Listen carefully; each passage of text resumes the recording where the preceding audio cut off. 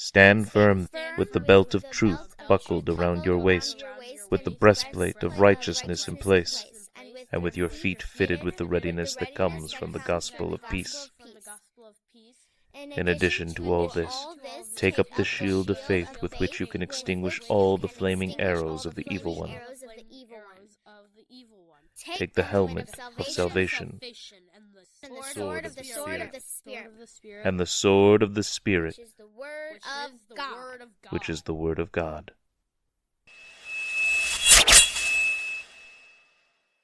Welcome to another week of Spirit Katana. I'm your host, the Old Man. I'm Ruby. I'm Rosella.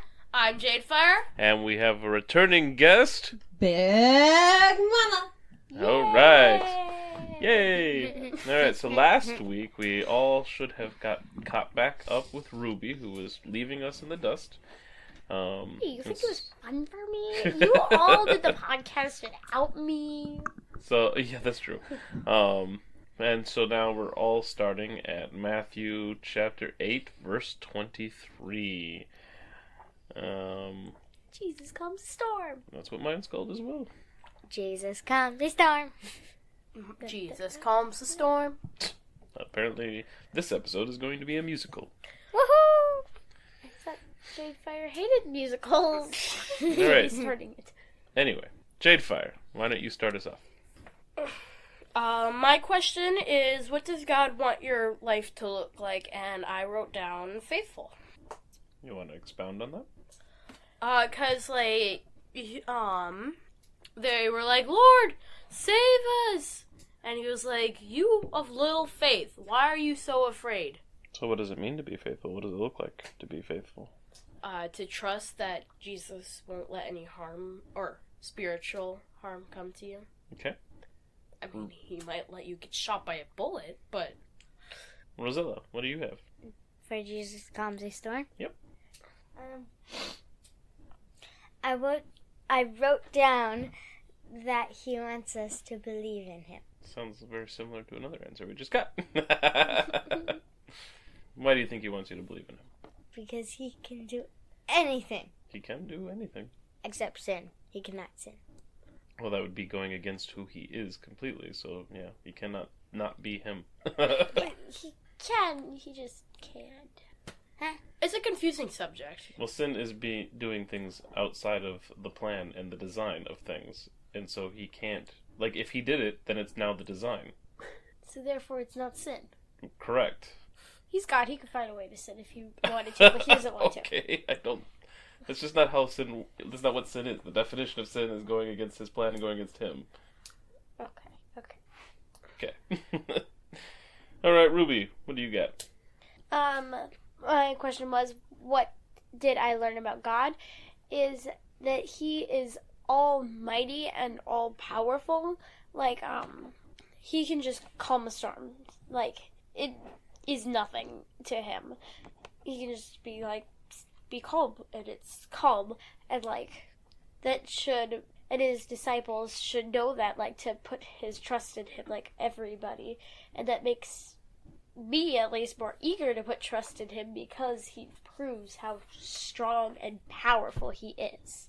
Yeah, I think my comments here are kind of similar to yours and Jadefire's for sure, because first of all, I just love how casual it seems to come across. Like, he just gets up and says, or he rebukes it. He just rebukes the wind, and it just calms down. Like, it's nothing. Like, there's not a big show of it. Yeah. He's not pulling off like a big ol' Gandalf, you shall not pass, waving arms and showing magical powers or anything like that. He's just like, hey, quiet down. Yeah. I would use the words shut up instead of quiet down. But then also, I just, I wrote that we just have nothing to fear with the creator of everything watching over us. Because all that stuff that's storming around, I mean, those are all things from his creation. He has power over it all, so. Yeah. How about you, Big Mama? You got anything? Yeah. In 26 it says, "Why are you afraid, you of little faith?" So even though the disciples had little faith, that didn't stop God from acting on their behalf. And this is the second time he's done that in Matthew. So it's not dependent on us having big faith for Jesus to work on our behalf. Even little faith he will work on behalf of. I like that. That's a good point. He made his promises to us or whatever, and just if we fail on our side, that doesn't stop him. Yep. All right. So my next section would be the rest of the chapter. Jesus restores two demon-possessed men. Two demonized men is what mine says, but yeah. Same Jesus heals 2 men with demons. Yeah. The healing of 2 demon-possessed men. All right. So Rosella, why don't you start us off this time? Okay. I wrote that no matter what, he will keep us safe. Sounds similar to the last one. What do you see here where he's keeping us safe? Well, technically he saves 2 people from demons, sort of. Yeah, no, he did. So you don't have to worry about the demons, because he can drive them right on out. He's the only one to be afraid of. Actually, you don't even have to worry about the demons at all, because you have been saved and washed with his blood. Nope. That's a little weird to think about, like, almost taking a bath with blood. That is a weird image, for sure. Alright, Ruby, what do you got for the demon possession? That God is so powerful and strong, like how we said in the last section, that even the demons are like asking him and essentially pleading with him or begging him to just go into a flock of pigs. Like, they need his permission to do anything, kind of like. Yep. That he is just so strong that they have to obey him. Yeah, they do. They can't fight him. I had a few notes here. I really enjoyed this section. So with 829 it says, "What do you want with us, Son of God?" They shouted, "Have you come here to torture us before the appointed time?" And I just was wondering about the appointed time and whether that means like Judgment Day. I just thought it was interesting that they know their ultimate fate, because they're like, apparently it's appointed that they should be tortured at some point. So are you torturing us before that time is supposed to be here? Is what they're asking. So it's an interesting thought there. And then that made me wonder if they just know the plan but still think they can stop it, or they're just trying to bring down whoever they can with them. Yeah, probably. Like it raised a bunch of questions for me. I guess it's like what, like if they know that it's coming, and do they think that they can stop it, which is why they continue to behave in the way they do, or do they have just like they made their choice already and they have no longer have a choice? I just don't know. What it seems like to me is they basically don't like God, so they know that they can't stop him, probably, but they don't want him to be happy with all his children, basically, is what I'm thinking, something like that. I don't have a verse to like point to and say, this is why I think this, but with the interaction with demons and Satans and all of that, it definitely appears that they have already been judged, and some were taken into heaven and some were not. So like that their choice was already made and it's done. Yeah, and that so this they're is just doing what they can during that time. Not Michelle. This is Big Mama talking, not like this is biblical. You know, I'm just drawing my inferences from what I've read. Yeah, sure. No, I mean like that was definitely a thought that I had for sure. So I was just curious. I find the spiritual realm with angels and demons stuff interesting. I guess it doesn't pertain to a lot of our daily living. It's certainly not required for our salvation, but it's just interesting things to try to wonder and think about. It is really interesting, especially since they appear to have a lot more to do with us than we realize, and yet they're not directly spoken of very much in the scriptures. Yeah, for sure. And then I also have, let's see, 832. He said to them, "Go." So they came out and went into the pigs, and the whole herd rushed down the steep bank into the lake and died in the water. And so it made me also question what happens to the demons possessing something when the host dies. Again, random question. Doesn't really pertain to a lot, but I was just curious. Yeah, I was wondering that too. I'm pretty sure it's further on in Matthew where I was reading. It talks about how spirits wander throughout the earth looking for someone to inhabit. So they just kind of wander. Oh yeah, I think it's here in 12. An unclean spirit comes out of a person. It roams through waterless places looking for rest, but doesn't find any. So. Is that the one that where it talks about it returns and becomes more powerful? Or Yes. Whatever? Yeah, okay. I remember that. Yeah, so they seem to be uncomfortable when they're not taking up residence in something or someone. But, yeah, I don't think that they can affect the physical world unless they are inhabiting someone or something. Well, that could be. That's an interesting thought as well. Because, I mean, like, as far as we know, demons are just angelic beings that turned against God, right? Yes. I would say that all angelic beings are spirits, and God allows some to manifest in a way that they can at least interact with people, as is the case with Abraham when they came and ate with him. Yeah. Like, they're Yep. obviously physically interacting. But I would highly doubt that demons have that privilege. That would make sense. It's just also interesting because, like, a lot of times in depictions of other things, like movies and shows and things like that, they just are hanging out in hell unless they come up and possess people or whatever. But I know, like, I think both you and I have a sense that hell isn't a thing that really exists yet. That's what's coming. Yeah, the lake of fire is Right. out there, but it's not like they have a home. Yeah, it's not like they're living there and having a party or whatever, and then coming out making their plans and whatever. Yeah. As far as I understand, they're roaming the earth. That's why, like, I think Satan himself is declared as, like, the ruler of, like, the earth in a way. Yeah, the Prince of the Earth. Yeah, Prince of the Earth. Or Prince of this World, I think it's called. Sure. But yeah, the lake of fire is not their home. That's their punishment. Yeah, that's where they're destined for. Yeah. And then my last thing, because those were just random things, questions and thoughts that I had, was that from the last part, then the whole town went, or maybe it's not even from the last part, maybe I just marked it there. Oh, no, it is. Okay, so then the whole town went out to meet Jesus, and when they saw him, they pleaded with him to leave their region. And I just thought it was interesting that despite doing good and saving people, they asked Jesus to leave. They were being inconvenienced.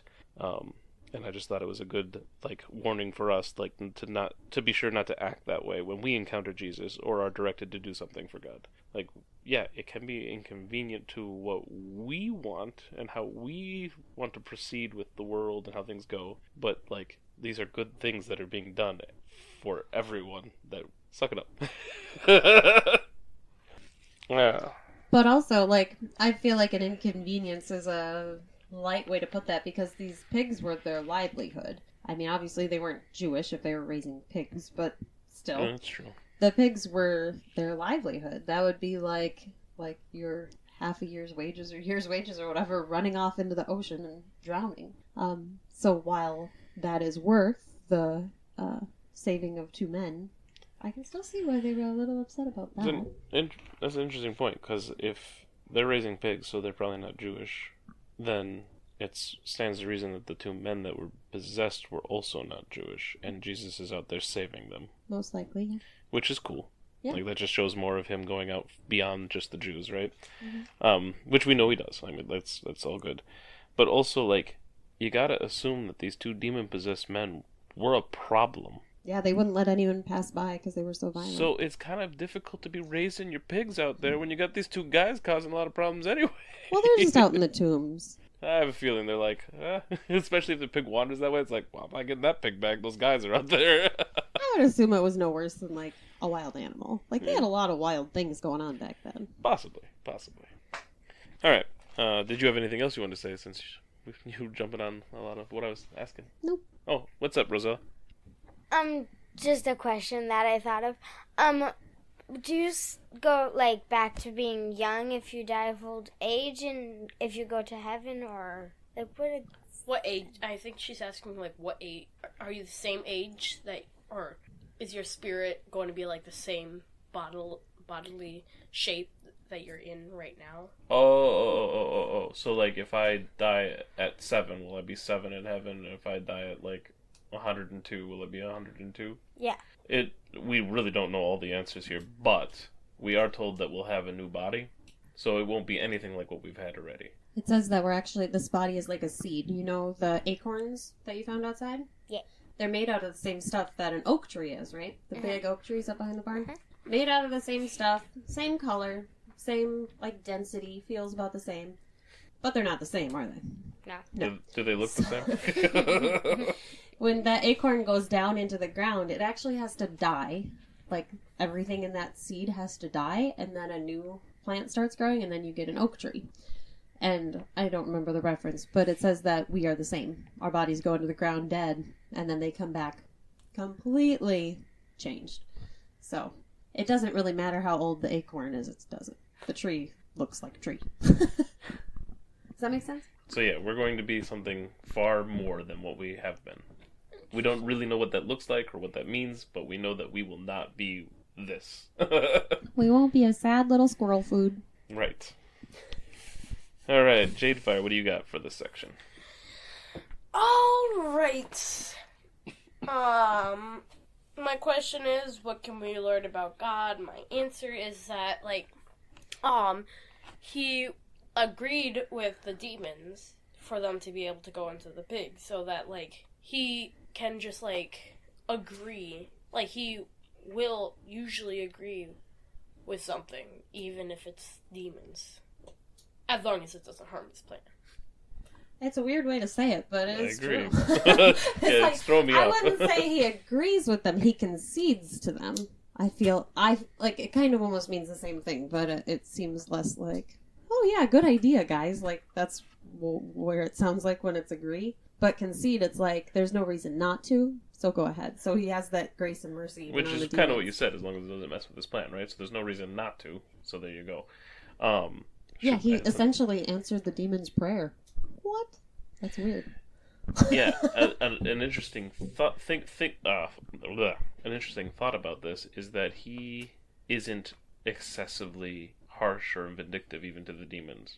Yeah. He's like, "That's where you want to go? Okay." And because that's how God treats us too, right? If you want to go sin, He's like, "Okay, you can go do that. I have told you not to. I've told you why not to. But if that's what you want to do, it's not going to be good for you. But there you go." You know what I mean? Yeah, because they go into the pigs. The pigs jump over the cliff. Right. It's like a whole nother level. Not only does he answer the prayers of those with little faith, he answers the prayers of demons. That's crazy. It's an interesting thought. All right. It is. So section 3, I think we're on. That starts off chapter 9. Jesus forgives and heals a paralyzed man, is what mine says. Forgiveness and healing is what mine says. Mine says Jesus heals a paralytic. Yep. Jesus heals a paralytic. Sure. All right. What about you, Mom? Or Big Mama? Yeah, we don't want people to know you call me Mom. The Son of Man forgives and heals. Okay. Ruby, why don't you start us off this time? Okie day. Okay. So I've got a couple things on this. So the first one, the question or whatever, is what did I learn about God? And he is amazing, and he proves to the Pharisees just how powerful he is, / amazing, and another thing to point out is how amazing he is that he forgives the man's sins and tells the man to stand up and walk. Sorry, that was trying to read my own handwriting. But just how amazing he is, how he can forgive sins and tell people to just stand up and walk if they can't. Yeah. I do like how he's just well, which is easier to say? Because one is easier to say, because you don't really have to prove it. And then he's like, but, just so you know that I do have this authority. He's like, I know that I just say it, so you guys are getting all mad and I can't prove much, but here, I will prove. Just something else. So, my note... Oh, what? I said I had more. Oh, you have more, sorry. Yeah, the other one is, what does God want my life to look like? Is to believe and not to not believe or disbelieve like the Pharisees did. Because if I do, I also, the Pharisees were basically proved wrong sometimes with Jesus. Maybe not in this one exactly, but like they disbelieved him. So if we disbelieve, like we're just, how do I put that? Like if we disbelieve like them, we won't get much out of it. Like might as well believe God, basically, I think. Well, ain't nothing else going on. I guess I'll believe in God. I don't know.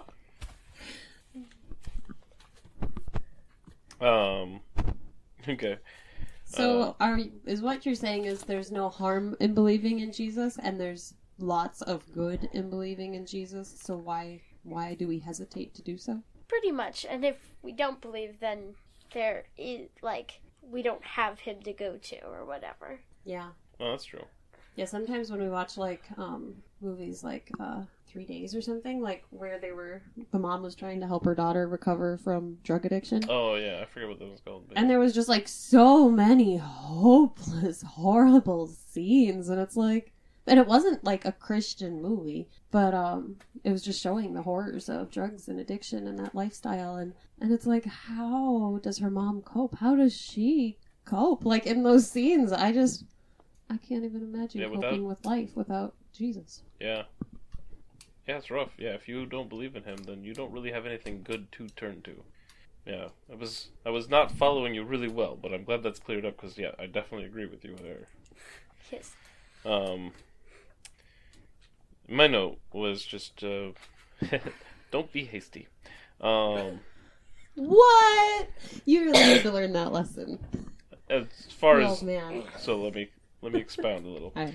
And don't be so quick to judge the actions of others. So, like, it was easy for them to just jump on Jesus must be blaspheming because this can't be the Christ, right? Like, just because somebody says that something miraculous has happened, or especially in American culture, it seems, it's really easy to be like, like, you're not going to believe it. But we shouldn't be doing that, right? Like, there is, you got to be discerning.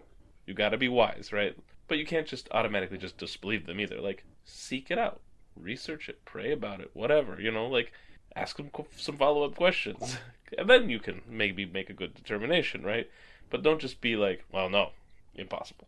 And also it goes back to, like, was it chapter 7 where it's like, do not judge. Like, we need to judge for ourselves and what's good for us in our life. Right. But, yeah, we don't need to be condemning other people either. Exactly. Big Mama, you have anything for that? Nope. Okay. Jadefire.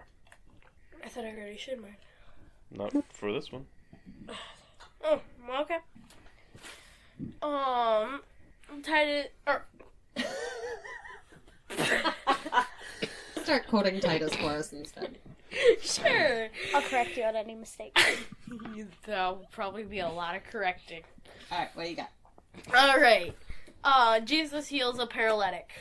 My question is, what does God want your life to look like? And my answer for that is helping and believing. Because in there... Wait, just a sec. Yeah, the paralytic had some men bring him to Jesus. Yep. And so that's where I got the helping part. And then the believing part, because the men believe that, or they all believe that Jesus could heal him. All right, Rosella. We're on Jesus heals a paralytic. Yep. What I wrote is that God can prove he is God, even though he does not have to. That's true. All right. Then I think that means we move on to section 4, the calling of Matthew. Jesus calls Matthew to follow him. Jesus calls Matthew. The calling of Matthew. Call it Matthew. So who's he calling here? Matthew! And who's Matthew? Don't tax know. collector. What else do we know about Matthew? He's a disciple, right? And he wrote a gospel. Yeah, which gospel? Matthew! Wait, aren't we in Matthew? Yes, exactly. That's where I was trying to get you. Yes, we're reading. He wrote about himself. Yes, he did. but much more humbly than John did. It is kind of funny, though. He's just like, he saw a man named Matthew sitting at the tax office. You know, like, he's not like, this is my time to shine. Right. He gets a little blurb, and then it goes on. Yep. So, what I highlighted here was from 11 through 12. When the Pharisees saw this, they asked his disciples, "Why does your teacher eat with tax collectors and sinners?" On hearing this, Jesus said, "It is not the healthy who need a doctor, but the sick." I've heard that a lot. So, he didn't just eat with them. He called one to follow him to be an apostle. So they're like, why is he eating with these people? But he had just called Matthew to also follow him, and not just be a disciple, but an apostle. And then, that person he called, this tax collector that they were all against, right? What did he go and do? He wrote a gospel. He wrote about Jesus for people to learn about Jesus. Like, he's pretty important, right? Yeah. It's all these people that had sin in their lives, were hated by other believers of God or Christians later on, like Paul and stuff. And they're the ones that do a ton of work furthering God's message in his kingdom. It's always the least, right, that he just brings up. And they're the ones that needed it, right? Because it also says, who needed the doctor? The sick. Mm-hmm. If you're healthy already, you have no reason to suddenly be like, oh, thank goodness. If you were sick and dying and somebody rescued you and saved you, it's like, oh, that's so awesome, and you're going to be more charged up to go spread that news. You needed it, and now you're more grateful for it. So, yeah, that was my note. That reminds me of something. That's in John 1. He who loves much he who's forgiven much loves much. Yes. Forgiven much Yes. loves little. That reminds me of the thing, like, doctors hope you get sick, because then they get money. Okay. I think there's enough sick people to go around. Right. Big Mama, what do you got for here? Anything? Yeah, in 13 it says, I desire mercy and not sacrifice. And he says that same thing again in 12:7. And he's quoting from Hosea 6:6. And the analogy that I like for that's more up to date, is a husband who is unfaithful but brings home flowers. Would you rather have that, or would you rather just have a faithful husband? Like, you'd rather just have a faithful husband, right? Yeah. And that's how God feels about us. He just wants us to be faithful in what we're doing, and doesn't necessarily want us to preoccupy ourselves with big sacrifices if our heart isn't with him. So kind of back to the fruits of the Spirit is what he's looking for, not necessarily good works, so to speak. Oh, did we talk... Was this earlier in Matthew, or was it later in Matthew? Or maybe it's somewhere else I was reading. Where it talks about your righteousness needs to surpass that of the Pharisees. Yeah, that was last week, I think. Yeah, okay. So it's just interesting, because if you continue on 13, for I've come to call... Not come to call the righteous, but sinners. So he's not even... Like, it's not who he's calling, right? Is the righteous. He's like, you need to be more righteous than the Pharisees, but I'm not calling the righteous, I'm calling sinners to make you righteous. Yep. So what did Pharisee mean exactly back then? I know, like, they weren't good people, but were there any good Pharisees? What did that mean if you were a Pharisee? I would argue that there were probably good Pharisees. Pharisees was a position. Oh, well then there were probably good Pharisees. I mean, like... Because we had, well, there's the one... Nicodemus? I was going to bring him up too, but yeah, Nicodemus definitely was seeking out Jesus' information. He's the one that he talks to in John 3:16 when he says, for God so loved the world. Yeah. So Nicodemus is the one he's talking to, because Nicodemus came at night because he didn't want to come when all the other Pharisees were out doing things. Nicodemus also helped with the burial of Jesus' body, right? Yes, he's brought up a few times in John, so he was actually kind of an interesting, important character. But then there is also the one whose daughter dies. Was he a Pharisee? I think he was, right? He was at least in one of those groups. I think there were some, like, scribes and stuff, but... So there was him. So there was definitely people within that group that definitely were like, Christ might actually be who we're looking for. Okay. Many of them were against him. Yeah, I wasn't sure if it was that Pharisees meant something like sin means something like... You know what I mean? It has become that to an extent in at least Christian culture to be like, don't be a Pharisee, right? Like, they're saying don't be these unbelieving people and being hoity-toity and putting yourself up, right? Be a Nicodemus, but don't be a Pharisee. Right. Exactly. I don't know. Like, I think that Nicodemus would have been Nicodemus whether he was a Pharisee or not. I don't know if being a Pharisee necessarily helped him at all. Right. I would say it was probably more strict against him than anything because the Pharisees added to God's laws. They also changed God's laws where it says in the Old Testament that you are to take care of your family, like your parents and that sort of stuff. Pharisees said, well, you don't actually have to take care of them as long as you give us the money instead and give it to the temple. That's fine. You don't have to take care of your parents. So they definitely did some sketchy stuff. There was also one in Acts, I think, too, or at least maybe it was a Sadducee, I don't know. But there was that whole group that were like trying to go after Paul and them, and he's like, hey guys, let them go. Remember the other things that happened? And then they all scattered after he died. So this will also scatter if it's not of God. But if it is, you shouldn't be fighting it, guys. So stop. Are you talking about an axe? Yeah. Okay. I'm like, that sounds very familiar. Yeah. I think it's chapter 5. Yeah. All right. You just shared yours, right, Big Mama? Yeah, that's right, Yeah. 13. Jadefire, what do you got for the calling of Matthew? The calling of Matthew. What does God want your life to look like? To have mercy. I get that from like the last verse. Yep, 13. I desire mercy, not sacrifice. Mm-hmm. Yeah, it says mercy, not sacrifice. That's exactly what I wrote down. What is mercy? Do you know? Giving someone grace when they don't deserve it? Or did I get that switched? Very close. Grace is giving someone something good that they don't deserve. Mercy is withholding something bad that they do deserve. Does that make sense? So grace is a gift that you didn't earn. Mercy is withholding punishment or consequences that you do deserve. So God had mercy on us because we deserve eternal punishment for our sin. He gave us grace. And he showed grace by giving us eternal life, which we do not deserve. John 3:16, for God so loved the world that he gave his only Son, that whoever believes in him shall not perish but have eternal life. Exactly. So how do you give mercy to people every day? Don't tell. That's one way, yep. What other ways can you show mercy to people throughout the day? Don't get revenge. Yeah. Don't retaliate if they do something like, just don't be mean basically all day. If it keeps poking you, don't poke back. Maybe you can ask them to please stop, but like you don't have to keep getting revenge or retaliating. Just Don't test people on mercy either. Okay. Your face. Yeah. So mercy is a way of living every day. It's not just like, haha, I have the opportunity to punish you, but I will give you mercy.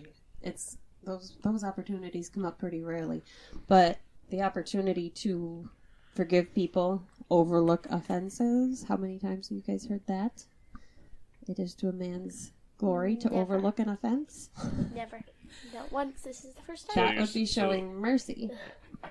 So you and Ruby and Rosella don't have to worry about it. Don't have to worry about what? Overlooking an offense. It's to a man's glory, so your guys doesn't matter. Nope, it doesn't. Just kidding. Oh dear, I'm in trouble. Rosella, what do you got for that section? What section are we on? The calling of Matthew? Okay.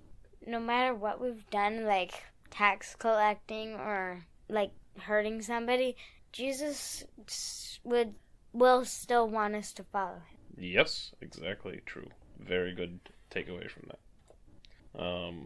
Ruby. I have something kind of like that, but I know we covered what this thing is a lot at the very beginning with the whatever they're called, the genealogies of Christ or whatever. Sure. But that God doesn't care who you are; He wants you to follow Him. Like it doesn't matter; He still loves everyone. Yeah, and if you've screwed up, done bad things, which we all have, he can still use you. Yep. The more messed up, the better, really. Yeah. If you started that way like, before you meeting shouldn't him. go out and like try to mess yourself up first. But like people who have really messed up their lives and then come to Jesus, they're usually the most like impressive. Yep. All right. Section 5. Five. Yep. Jesus questioned about fasting. A question about fasting. Jesus questioned about fasting. A question about fasting. Jesus brings a new reality. Not even close to anything else. What was the last verse of your guys' 13. So it starts in 14. Two, yeah. So you're starting at 14, right? Uh-huh. Where does it go through? 17. I actually kind of like yours because it almost helps to Oh. define the the same parables with a us, little though. bit more that were kind of hanging me up this week. Oh, okay, sure. Well, Big Mama, do you have anything about fasting? Actually not about fasting, about Jesus bringing that new reality though, in this same section. Where it talks about no one puts patches on an old garment, no one puts new wine into old wineskins. Oh, yeah. This Yeah, I struggled with this too. That's right. This parable kind of made us both be like, okay, Jesus, why do you explain all the other ones? And then you're like, by the way, here's a cryptic parable that I'll just set here and not explain. But the way that we kind of discussed it out and came to interpret it is that Jesus is the new covenant, and if you try to put the new covenant into the old law, it's not going to work. The two aren't meant to be mixed up together. We have a new covenant. Jesus brought that in with grace and truth. The law from Moses is the old covenant, the old wine, the old wineskin, the worn out garment, that's the old covenant. Now we have Jesus, who's the new covenant with grace and truth, and we don't try to jam that in to fit with the old covenant. It's all new. So, Acts delves into this a lot, obviously, as the church is trying to work this out in actuality instead of just in theory. But, I can't remember what the verse is. Oh, it was saying, it might have been last week when we were talking about how you have to be perfect, but like James 2:10, whoever keeps the whole law but fails in one point is accountable for all of it. Like, if you are going to stand on your own righteousness to say that you are good enough for God, you better make sure that you haven't broke a single one of those, 613 laws? I don't know. I don't remember. It's a lot. So if that's going to be your foundation, there better not be a crack in it, because if there is, it's going to crumble. And it's kind of like, oh, well, I don't have that figured out, so I'll choose Jesus for 500, please. So yes, take the new wine in the new wineskin and let the old be where it belongs. So I like it. I think the way you analogied that might be, like, I think I flipped mine around from yours a little bit, which is fine, but I'll get to that later. But go ahead, Jetfire. My question is, what does God want your life to look like? And my answer is new with new. To have don't combine your old ways with the new ways. Basically what Big Mama was saying. I mean, yeah, you're a new creation. You should be shedding off the old bad habits, right? Mm-hmm. That's good. I like that. Rosella? Yay! What I wrote is that always be accepting the new laws, because when Big Mama was helping me, she was saying that some of the Pharisees or something were like trying to keep the old law and not enforce the new law, and trying to cancel the new law, basically. So what are the new laws? I don't know. And if somebody came today and gave you a set of new laws, are you supposed to follow those then? Well, If they're God's new laws, then yes. Yeah. But you should take that up with him before you start following it. Be like, is this from you, or should I keep going with this one? there weren't really any new laws. The only laws that Jesus mentions that I can think of off the top of my head are to love the Lord your God and love your neighbor as yourself. If you do these, you're doing right. And all of the Old Testament laws can be summed up in those. It's just more detailed on how to do those things, right? So he's not really bringing a new law, but he is bringing a new covenant, a new way to reach righteousness and to be in communion with him. And it no longer has to do with following laws, but in humbling your spirit before him, which the old law was meant to point us towards, but They didn't always get that. And in fact, the Pharisees did make new laws, which were a problem. Yep. So yeah, don't always follow the new. That's a dangerous mindset to have. So just be cautious of that, okay? Yeah. Because some people do believe that, and they do keep chasing the new, and it's a problem. It has skewed churches way off base. Ruby. Well, what I wrote down is God wants us, or Jesus wants us all to follow his new way of doing things and not the old way with whatever 600 something, like you guys said, laws, but like following the new way of doing things. Yeah. So, yeah, I was really struggling. It was weird because, like, I've read this section before, right? But I don't usually just read it heading by heading. So, like, isolating it threw it into my mind a lot differently because I always thought I understood what the new patch and new wine and old garments and all that stuff meant. And so I really had to wrestle with it for a bit. And what I was coming up with was just that they are in a new era with Jesus, right? So new stuff going on. But for me, what I was getting is just like, so we shouldn't force these people, these new creations that God's giving us, right? Like, we're all new creations now. We're being resurrected. And so, like, we shouldn't be... So we're kind of like the new wine then. Oh, sure, yeah. See, where you were saying, like, he was bringing new wine or something like that, but we're like the new wine. Yeah, I was saying, like, Jesus is the new wine. Right. Stop trying to put him into the old covenant. Yeah. That was what I was trying to say, but my brain wasn't. Which I don't disagree with. I don't disagree with that at all. But like the way my mind was working is that we're new creations, so we're like new wine, or we could be the new wineskin, I guess. Doesn't matter. And they're trying to pour us back into like the old ways, and that's just not going to work. That's going to hurt us. That's going to damage everything, right? And that's not what we want. We're not supposed to go to those old and corrupted now ways. Yeah. And so, yeah. Anyway, we should not just do things because that's just what you do. Because that's what they were doing, right? That's what the Pharisees were saying. Like, well, this is what we do. So why aren't they doing it? Because that's just what you do, right? It's what you're supposed to. We should just be following Christ. We're not doing things just because that's the way things are done. Your heart's not even in the right place at that point. You're just in a routine. Yeah. Well, both John's disciples and the Pharisees were fasting. I think there is precedent for that, and it's a command in the Old Testament, which they were still under at this point. So it makes sense that, like, they were fasting. They should be fasting. But the bridegroom's here, so it's time to start celebrating. Exactly. Why were they fasting?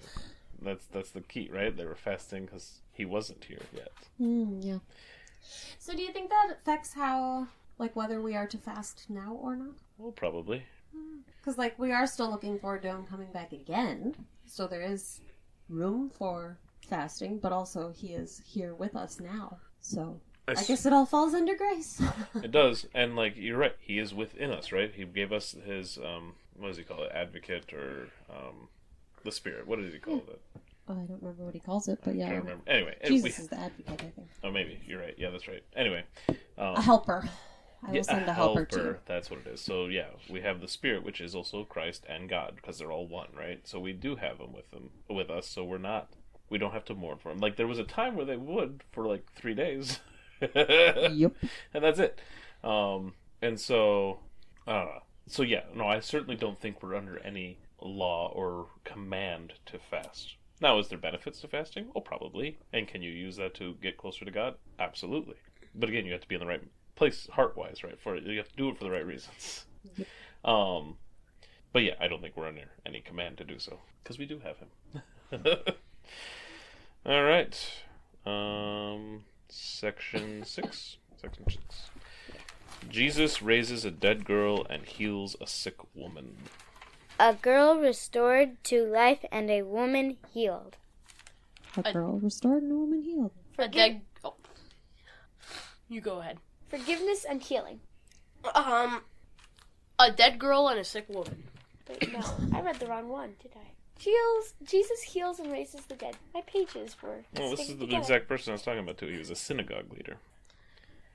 Oh, this is the person you were talking I about? thought it was Okay. because I couldn't remember him raising a Pharisee's daughter, but maybe is a synagogue leader and a Pharisee the same thing? I don't fully understand. I don't actually know for sure. Because I thought that the Pharisees were the Levites, but they weren't. Not all Pharisees were Levites. So, like, I'm like, oh, well then who were they? Like, how did they decide that they were the spiritual leaders? Because from the Old Testament laws, it was supposed to be the Levites who ran the temple. They took tests. And then there's the Pharisees over here with their synagogues. And I've been told that they were more political than spiritual. I don't know where the Pharisees came from, They honestly. took math Well, tests. because they I should definitely, study it. yeah, I agree. I should too. But like, they definitely had some intersection because like they would bring Jesus or Paul or whatever to the authorities too. Because they're like, hey, because they're the kind of a representation of the Jewish people in a way. Yeah. So there is some political aspect there. They're supposed to keep their people under control. Yeah. But I don't know all the ins and outs of all that. Maybe I should popped up study in the those Roman 400 Empire years. more. Gotta think more about this Roman Empire. Because also, like, in that same vein, who are the Sadducees? I have no idea. Yeah, exactly. Pharisees and Sadducees, because they were both problematic at times. So, I know that they had different spiritual beliefs, but I don't know what they were. anyway, Jadefire, I believe it's your turn to go first again. Yay! My question is, what does God want your life to look like? And the only answer I could pull out of this is faithful. Because your faith has saved you. Or your faith has healed you. I mean, it's happened twice in this little section. The woman who was suffering and the child to be resurrected all came back through faith. So It was the only thing I could pull out of this, even though I've said it before. It was the only thing I could pull out. because the synagogue leader did have faith in Jesus. Yes, he did. Does yours say synagogue leader? Mine just says one of the leaders. Mine specifically says synagogue leader, I guess. Interesting. What version? NIV? Yeah, NIV. Jewish leader. Which Jewish leader? That definitely seems like I fall into the Pharisee category. CSB. What are you doing over here? They just call him a leader. Well, does leader of CSB what? It's stand probably for? going to be the Jewish people. It could be like a centurion. They've called for Jesus before. I agree. Be faithful is a perfectly fine thing to pull out of this.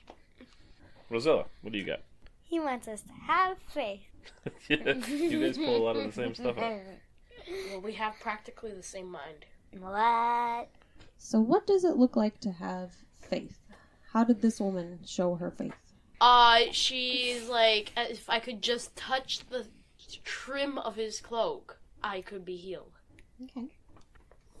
So she had a problem, And she knew And that she he- trusted God with that he could help her. and not only did she trust him, but did she go after him? Yes. She didn't just lay home crying to herself. Because having true faith and belief means you will act on it. If you don't act on it, then do you actually believe it? No. No. That's the key. She went and took action because she did believe this. That's Just like the synagogue leader, Jewish leader, or whatever. He believed that Jesus could heal his daughter, so he went after him. And we also get that with like the was it the centurion with his men that he's in charge of, one of his servants or something is sick, and he goes to another town, I think, to seek him out. Be like, hey, he's like, oh, it's taken care of. Yeah. Yep. Yeah, they go and pursue it because they do believe. So, They don't just say, well, if he wanted me to be healed, he'd come to my house. right. And a lot of people start to think that way, and that's dangerous. Did you have something you wanted to say, Rosella? In the show, what it showed is a bunch of people were touching Jesus. The and Chosen, is that what you're talking about? Yes. Okay, thank you. he was people were touching him and stuff, and then she touches him, and he's like, "Who touched me?" And the disciples are like, "Everybody's touching you. What do you mean, who touched you?" Yep. I mean, they say that in this story, too. Maybe not in this translation, or in this gospel, but it definitely is said. Yeah. Yeah, the disciples are like, everybody's touching me. It's like, what do you mean, who touched you? I felt power drain out of me. I felt power drain out of me. Alright. Ruby, what do you got? That we should have faith like the woman, and that I think it's so cool, like how she went and acted upon her faith. That's what I. Which Yeah. showed true faith, because she acted on it. Sorry that we Just- stole that from Yeah, you. I'm like, and now she's asking the question for my second part. Okay. That's awesome. Well, good. I'm Good glad you stuff, got there. good stuff. So for me, I focused more on the crowd that laughed and were put outside. And it was just that people will not always understand or be willing to understand what Christ has done and is doing in your life. But don't let that deter you. He has brought us to life after being dead in sin. Let's rejoice and not mourn. Did you have anything, Big Mama? Nope. No. You didn't see the be faith? You didn't see be I did actually underline faith because Matthew seems to be really focused on faith. That's a good point. Maybe I'm just focused on it while I'm reading through it, but he says, "You have little faith," at least 3 times, and I haven't finished the gospel so far. Here it says, "Your faith has saved you." Just a few verses down, it says, "Let it be done according to your faith." He's very much about saying that however your faith is, or wherever your faith is, that's where you're anchored, and that's what's going to pull you along one way or another. Well, I would suggest that it's definitely, you have something in your favor that it's not just you seeing it, because Jadefire and Rosella also are seeing that more than once in just these last 7 sections. So. Oh yeah, it was the centurion that Jesus told in chapter 8. Go. Oh, we already did do him. Go as you have believed. Let it be done for you. See, when you read the gospel so many times, you don't always remember that you just covered this one in the podcast. Because, like, I know it's in there, but I always remember that we already talked about it. That's why you gotta take notes. I do have notes. You have yours on your phone where you, like, see the highlights and you have to click on them. I have mine in my paper Bible where I can turn the page and be like, But oh yeah, it's right here. I'm just saying, like, I wasn't over in that section already because we already passed it, so I wouldn't even been looking at it even in a physical Bible. Oh, you wouldn't have turned your page back? Probably not. I turn my pages a lot. Because that's not where I'm at the moment. I'm not like, because I wasn't thinking, oh yeah, we did talk about that I'm earlier. a little cross-reference rat. Okay, so next up is our last section for this week, I believe. And for me at least, it is Jesus heals the blind and the mute. Jesus opens blind eyes. Mine's Jesus heals 2 blind men, and then next recording's Jesus heals a man unable to speak. Oh, so you have yours split And up. my next recording is Jesus heals the mute. Oh, yours is split up too. Ooh, you guys are both doing that. So I'm passing you now, Ruby. I like it. Mine is Jesus heals the blind and mute. Mine's healing the blind. My next section is driving out a demon. Well. She's just like, I'm skipping the mute. All right. Well. The mute is the one with the demon. Yep. So you Me also and split Dad up. are ahead. Boo.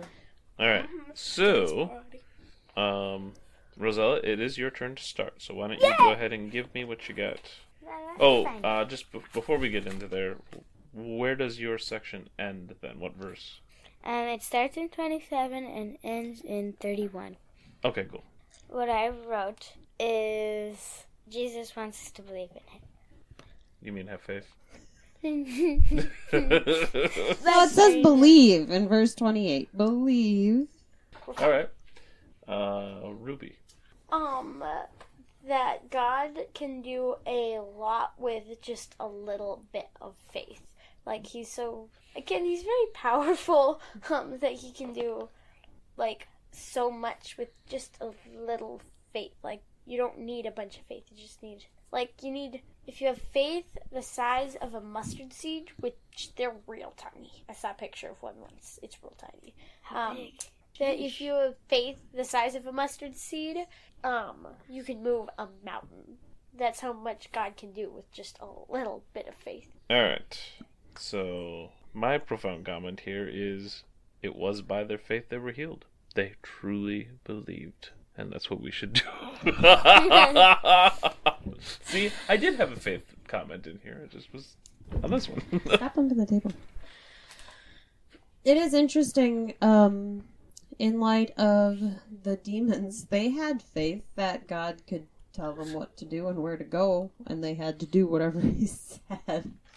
So that's kind of interesting. They didn't have faith in him saving them, unfortunately, but they believed that he had all the power.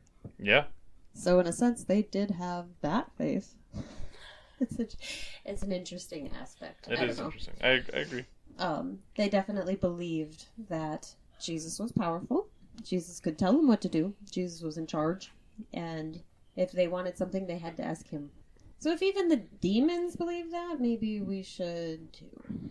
Right. Not that we should believe everything the demons believe. Yeah. That's not what I'm preaching here. But Yeah.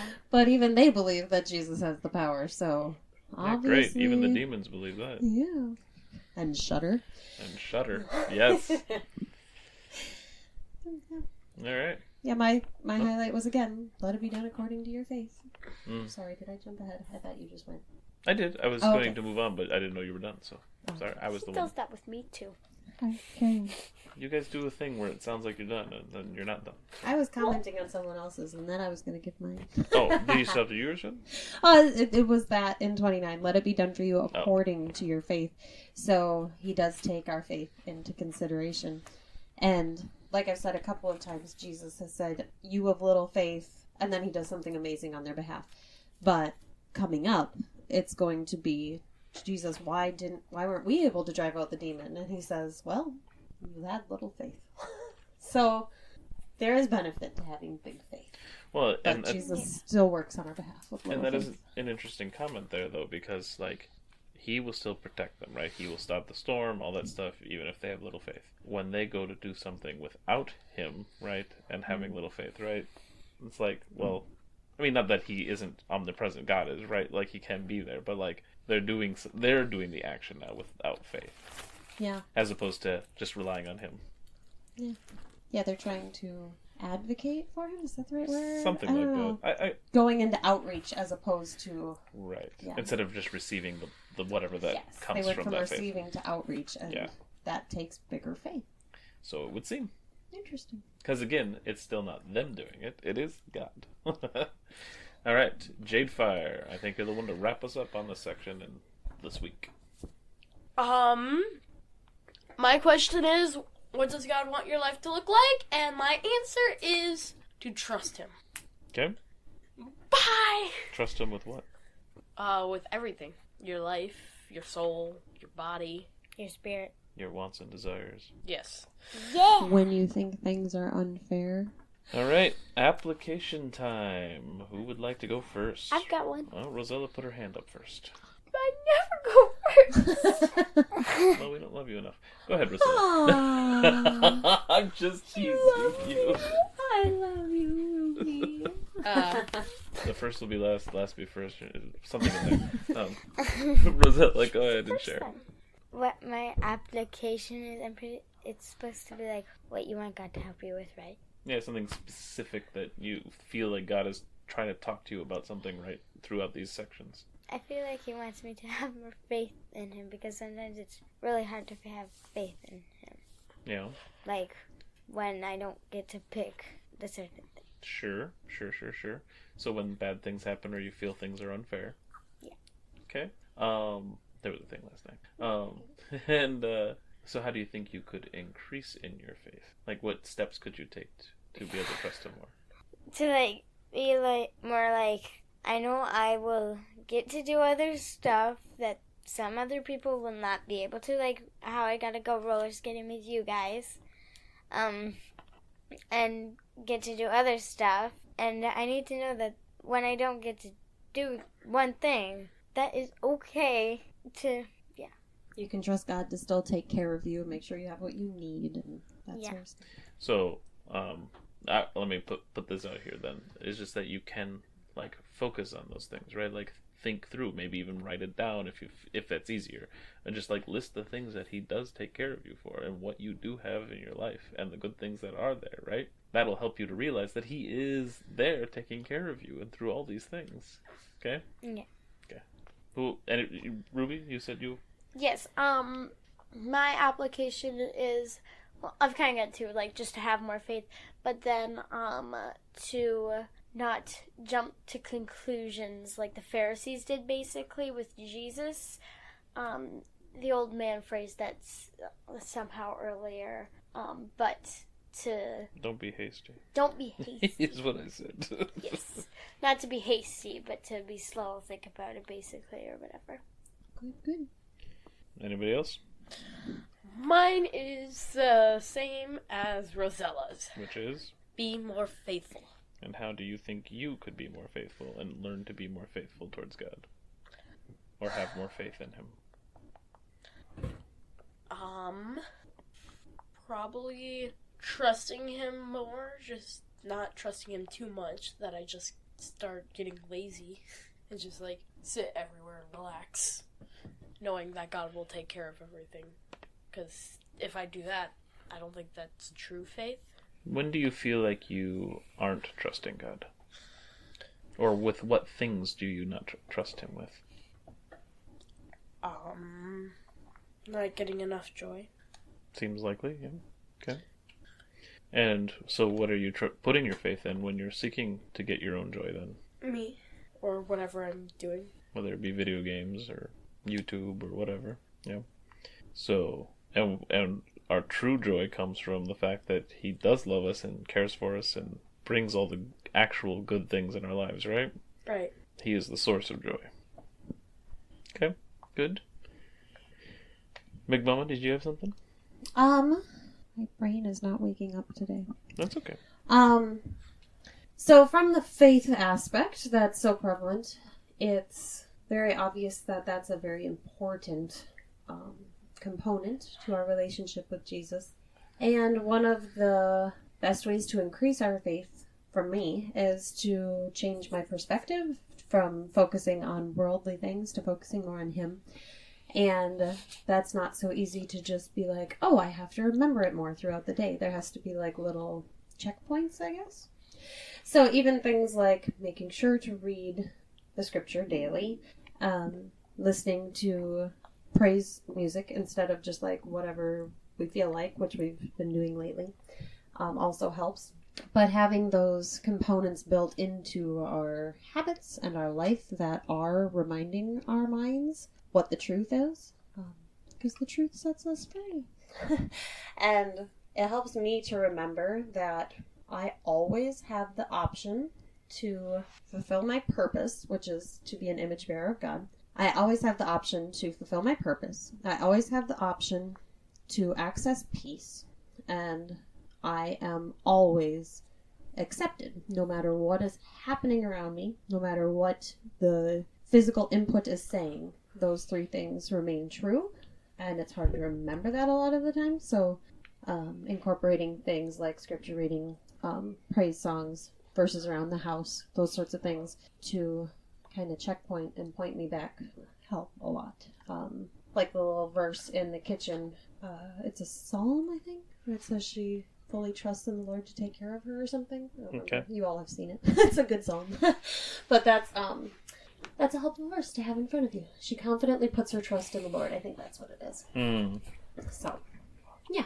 Because the truth is, those three things are always true. Okay. So for me, I think a part of it is the skepticism of the Pharisees, right? It's always been easy for me to be more skeptical of claims of miraculous things, and then that seeps into like just daily thought process of like, well, God isn't going to do anything like super miraculous for me, like tear down a bunch of trees, great, that kind of thing, which He has done, right? Yeah. And I can still stumble in that. I've definitely grown from that, especially with some of the things I've witnessed now. But I think part of it is it's just easier to be skeptical than to actually bother to actually ask the follow-up questions, actually like seek out whether it's true or not, right? Because that involves more work, and I don't want to do that. It's just easier to be like, well, whatever, and move on. Yeah. So to like take down those barricades a bit would be good, just for like my daily even belief in what God can do, and have that faith. But another thing was just the whole new wineskins and all that stuff, and old laws or made up laws or whatever. It's like, yeah, God has given us like some very easy to understand, I would say, commands, right? Love others and love God, right? Those are the things we got to do. I wish it was easy to understand how to love others. This is true.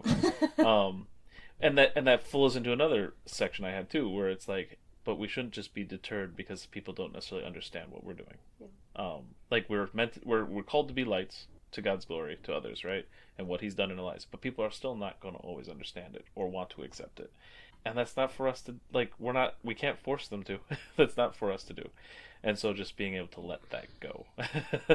So like, I have a lot going on in here, I guess. So just those are the areas I need to kind of, as I feel like I'm being called at, or God's like, hey, look at these things. Yeah. So that's where I'm at. It's kind of a mess, sorry, but not as specific as I normally like to get, but yeah. There's a lot that he's telling you, I take it. Yes. Maybe some prayer time and reflection. Yes, definitely. That might be some good application. For There's sure. a lot Yes. bubbling around. Yep. I need to take that time because I can get distracted sometimes too. So, all right. Does Big Mama want to close us out this week? Sure. All right. Dear Lord, thank you for your word. Thank you for Matthew for recording all of these events and for calling him and knowing that this would be a way that you'd be able to be encouraging us thousands of years later.